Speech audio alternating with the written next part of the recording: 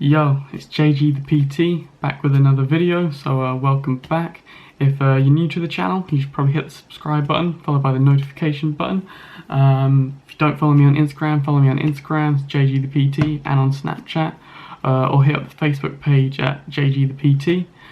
I got sent a question on Instagram by my boy Seth, and the question was, what is a good workout for a cardio sport build? Now I messaged him a little bit further, and what he meant by that was not because cardio sport build is quite a vague term, because if you look at someone like Usain Bolt or sprinters, they've got a very different build to marathon runners. However, they're both cardiovascular based sports. Now the type of physique that my boy Seth was referring to is, when he said a cardio sport build, what he meant was someone who has an adequate amount of muscle and has an impressive athletic looking physique, but also has good cardiovascular abilities in terms of their performance, both in terms of their aerobic endurance, primarily the aerobic endurance, but also their anaerobic abilities. Now there are multiple ways of achieving this goal, however I just want to explain the sort of principles that go into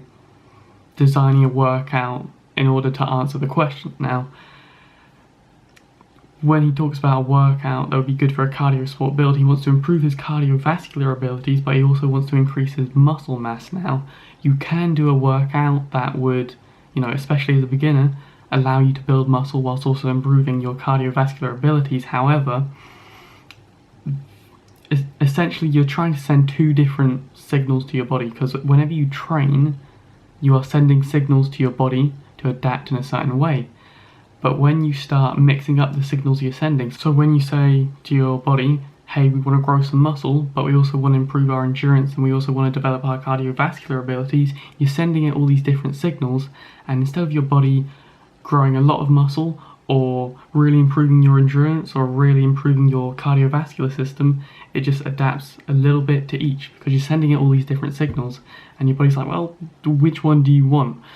So a better way of training would be, I believe, to split it up. If you're gonna try and improve your muscle mass and you also want to improve your cardiovascular ability, I believe it's better to split it up. Now, there are three ways that I will recommend that you can do. So the first is going to be, in the course of one day, you have two separate training sessions at two separate times of the day. One focusing on building muscle, the other one focusing on developing your cardiovascular abilities. So this could be early in the morning, first thing you do, so you wake up, put your shoes on, brush your teeth, get out the door, get to the gym or wherever it is that you train, and you do a workout designed to focus on building muscle. And then later on in the evening, you've given your body enough sort of time not to fully recover from the initial workout, because especially with a resistance training workout, you're going to need about 24 to 48 hours for your muscles to recover. However, you've given your body enough time to sort of separate the signals that you're sending it.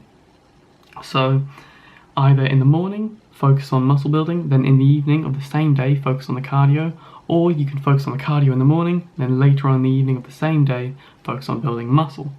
Now, what I'm going to do is I'm going to put a workout up on the screen now. And for each of the three ways that I explain it, for each of the three ways that I recommend, the workout for building muscle is going to be the same, and it's going to be focused on a lot of compound movements, not too many exercises in the workout, but mainly just focusing on compound movements because they elicit more of a hormonal response in terms of sort of boosting your testosterone level. That is vital in terms of how much muscle you can grow, because it's an anabolic hormone along with other hormones as well. And compound exercises elicit a greater response than an isolation exercise like a bicep curl or a tricep kickback. You want to be engaging as much musculature as you can, also because your sport is tennis and you play sports. You're not a bodybuilder, you're an athlete. It makes more sense for you to be performing compound movements, because when you're running from side to side on the court, you train a lot of isolation movements. Say you're doing a lot of leg extensions, you train that one plane. For the leg extension, it would be the sagittal plane. If you just train in that one plane and you don't do compound movements, especially training in the three different planes of movement, what can happen is your muscles get really strong in that one plane, but then when on the tennis court you take a step or you lunge to make a shot, and it's, instead of being in that sagittal plane, you're both moving in the sagittal and the coronal plane, what can happen is you can really fuck your shit up. You can get injured because your muscle will be really strengthened in one plane, but it won't be strengthened in the other plane when they both come to play. One is stronger than the other. The muscles involved for the sagittal plane will be stronger than the muscles that get utilised in the coronal plane, and that can cause you to pop your knee out or some shit like that.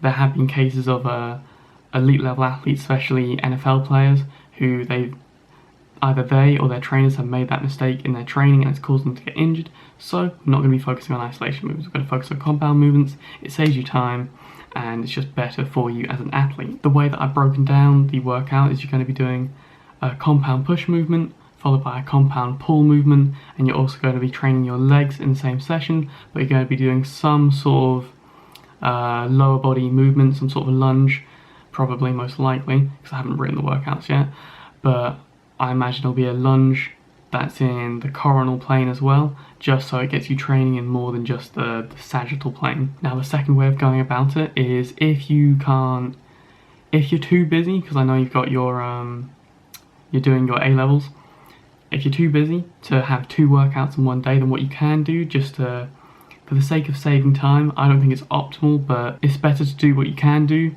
than letting what you can't do stop you from doing what you can. So the second way of going about it is performing your muscle building workout, the workout designed for you to build muscle, and then immediately after that doing your cardio.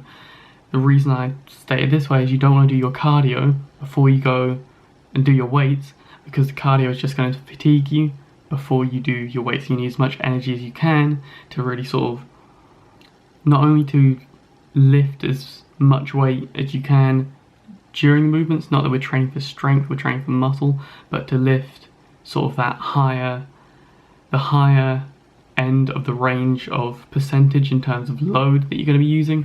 So if you do your cardio beforehand and you fatigue yourself and you're supposed to be using like an 85% of your 1 rep max, but you're too fatigued, you might only end up using a load that's about 70% of your 1 rep max. Although that's still good, it's not what you had planned for that session. You don't want to be fatigued when you go into the session, because it will affect the way that you perform the subsequent exercises. So you do your weights first and then you do your cardio afterwards, and it's also that way of programming it is just better for muscle growth in general. Now the third way of going about it is you train 6 days a week, so Monday to Saturday you're going to do you're going to do a muscle building workout 3 times in a week, and you're also going to do cardio 3 times a week. Now the reason you train 6 days a week is because you're going to alternate. So if on Monday you do your muscle building workout, on the Tuesday you're going to do a cardio workout, then on the Wednesday you'll do a muscle building workout, and on Thursday you'll do a cardio workout. Now what this allows you to do is instead of doing sort of like a Monday, Wednesday, Friday split where you do muscle in the morning, where you focus on your muscle building stuff in the morning and you do cardio in the evening, what this allows you to do is you can have 1 workout a day, but you can still keep the frequency of working out quite high. And on the days where you're where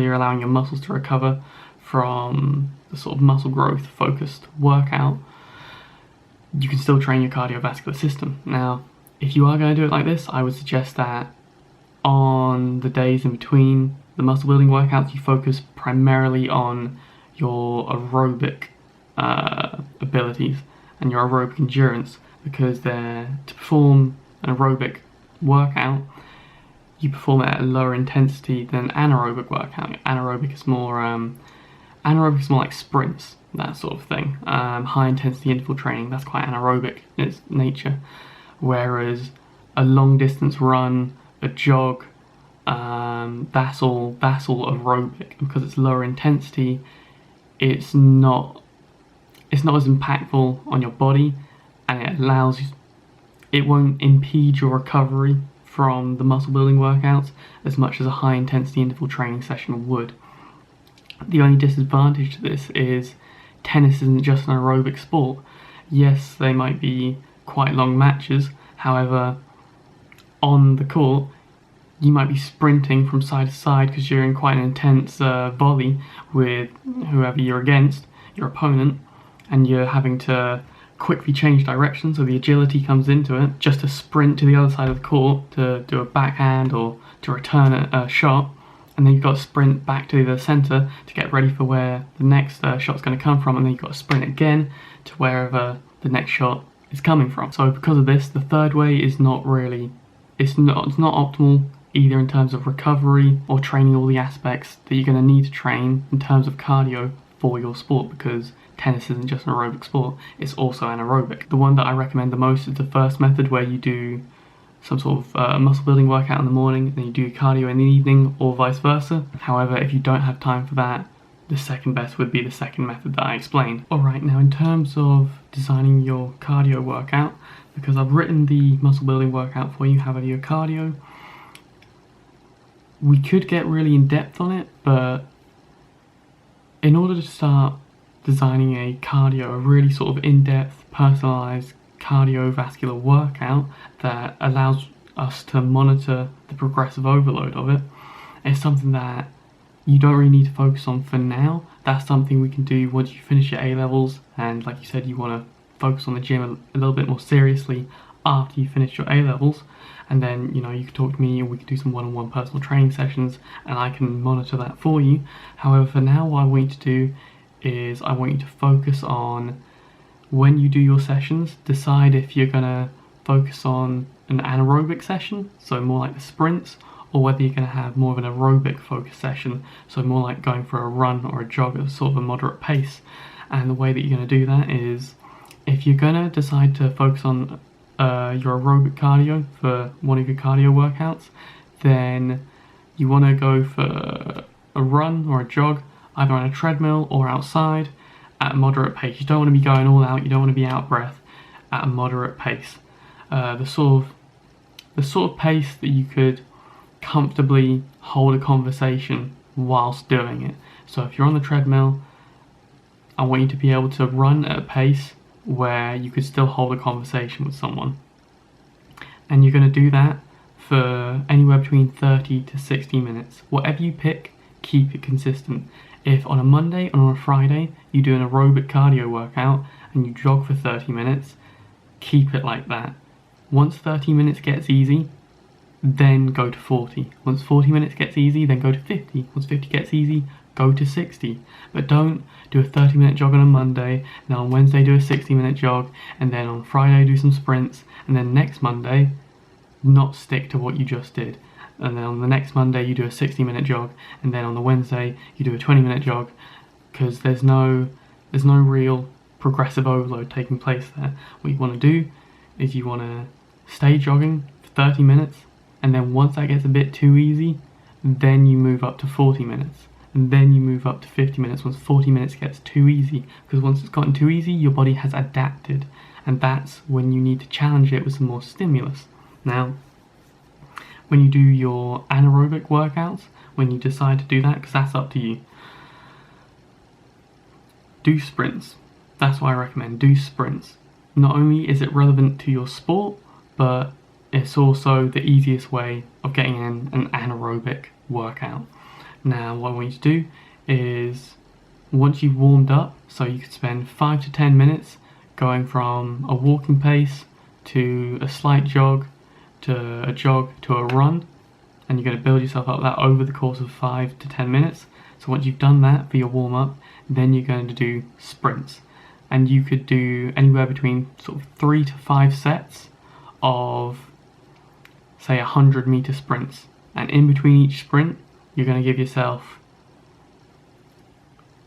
2 to 3 minutes to rest, to recover in between each sprint.